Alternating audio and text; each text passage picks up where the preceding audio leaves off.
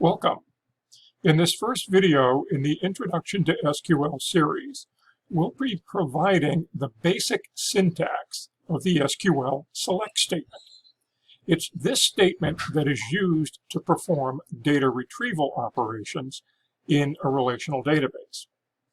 Just a reminder, we'll be focusing on one table in all of our examples in this section. Recall that the examples will be coming from a textbook that I co-authored several years ago.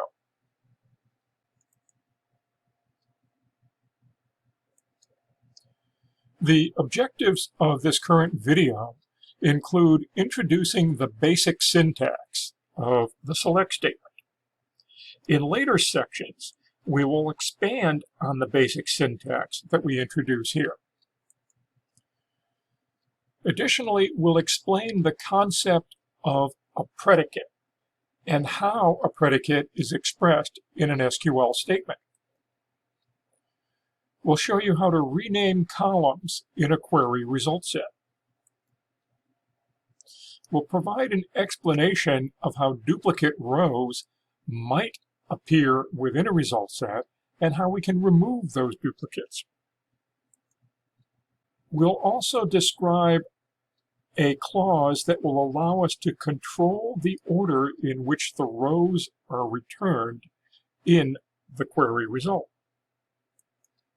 And finally, we'll explain how to qualify a column name and why this operation might be needed.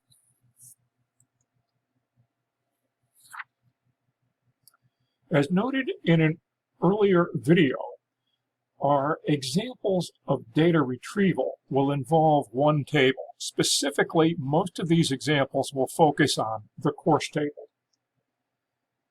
As we present the examples in this section, we remind you that SQL has two important properties that will be reflected in the output of the examples that we provide. SQL is a non-procedural language, and it is also something that supports set-level processing.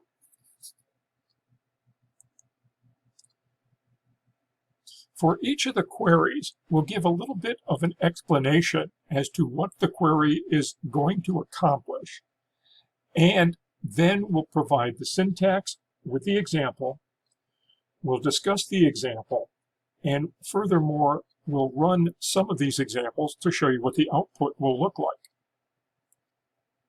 So the objective of this first query is to retrieve the entire course table from the database. What that means is a table is structured as a set of rows and columns.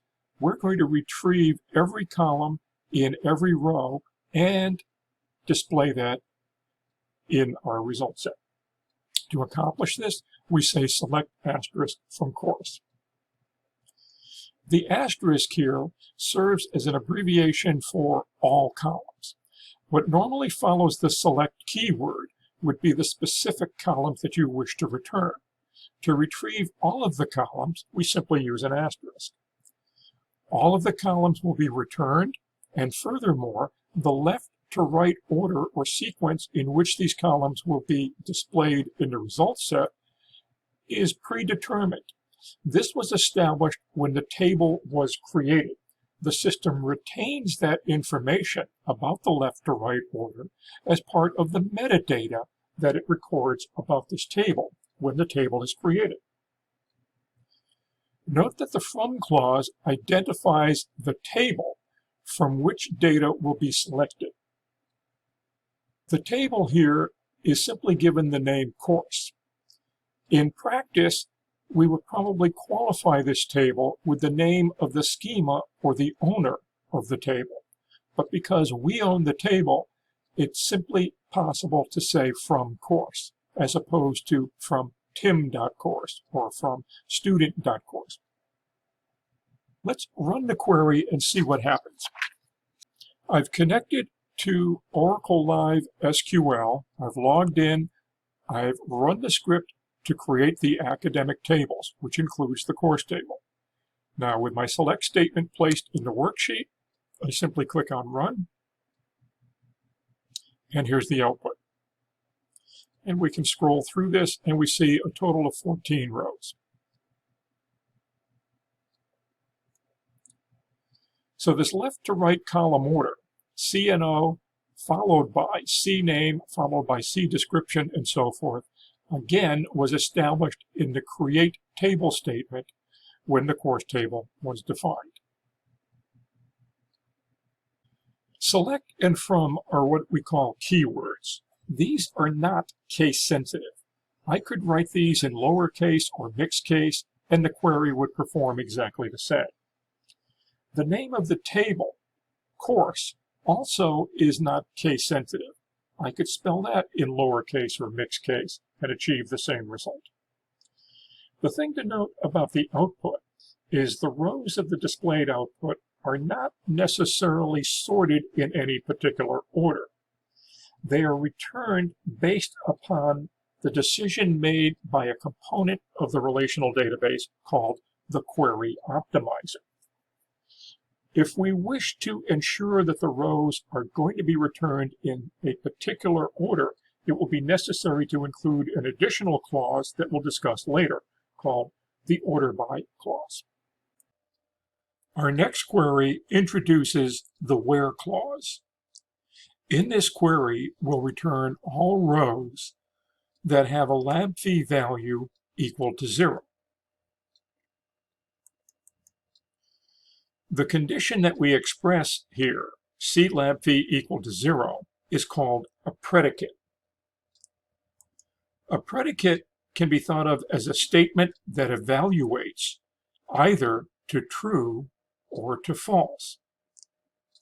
Let's take a look at the rows in the course table once again and consider lab fee equal to 0 as a statement being made about the rows in the table. For some rows, this is a true statement. For other rows, the statement does not evaluate to true. It's only those rows where the predicate, lab fee equal to 0, evaluates to true that will see those rows in the result.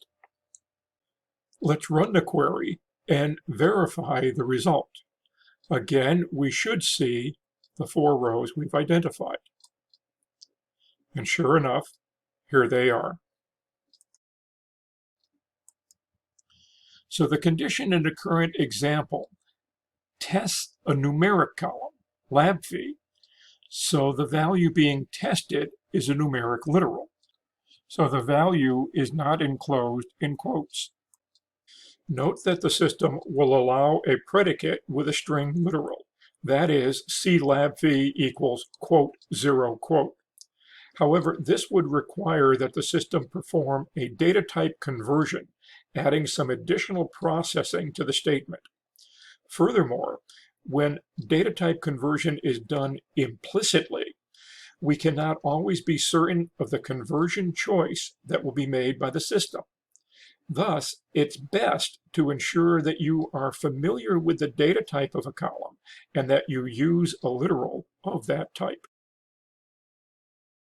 While this query uses a simple condition with a reference to only one column, it's possible to use complex conditions. This is something we'll look at in a future video. Our predicate was stated with the condition lab fee is equal to 0. We can actually use other relational conditions, such as greater than, less than, greater than equal, less than equal, not equal. In fact, we can express not equal in a couple different ways. Our next query uses a predicate that involves a character column, C department.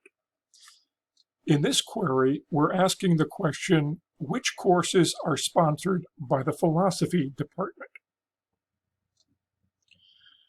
Although keywords, table names, and column names are not case sensitive, we have to be careful when dealing with character literals.